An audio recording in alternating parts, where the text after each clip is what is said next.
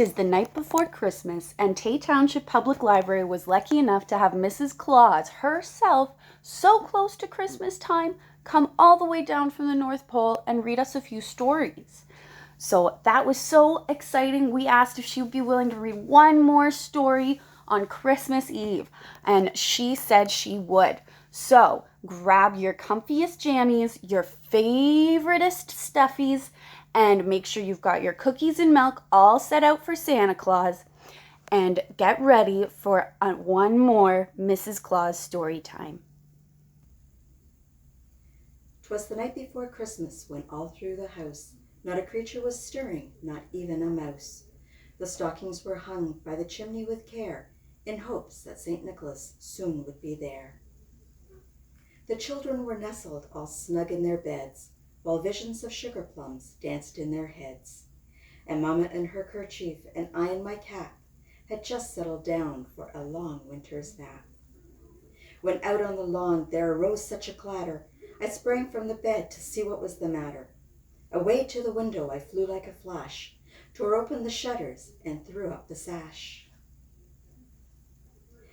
The moon on the breast of the new-fallen snow gave the luster of midday to objects below, when what to my wondering eye should appear but a miniature sleigh and 8 tiny reindeer.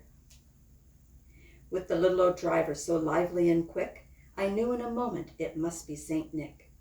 More rapid than eagles his coursers they came, and he whistled and shouted and called them by name. Now Dasher, now Dancer, now Prancer and Vixen, on Comet, on Cupid, on Donder and Blitzen, to the top of the porch, to the top of the wall, now dash away, dash away, dash away all.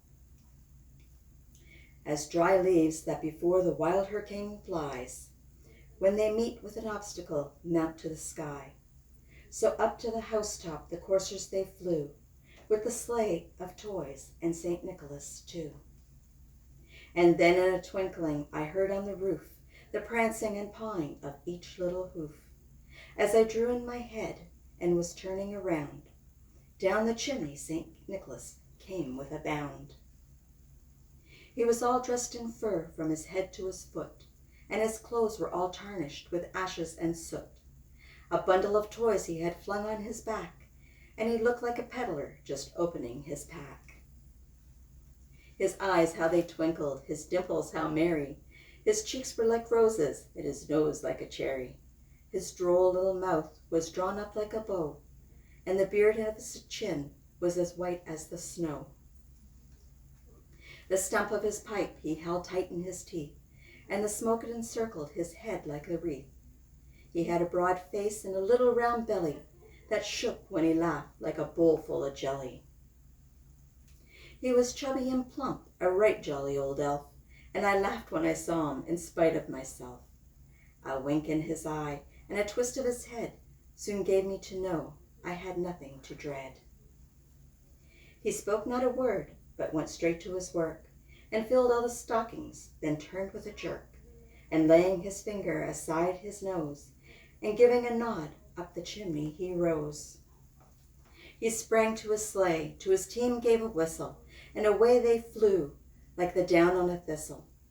But I heard him exclaim, as he drove out of sight, "Happy Christmas to all, and to all a good night." Merry Christmas, everybody.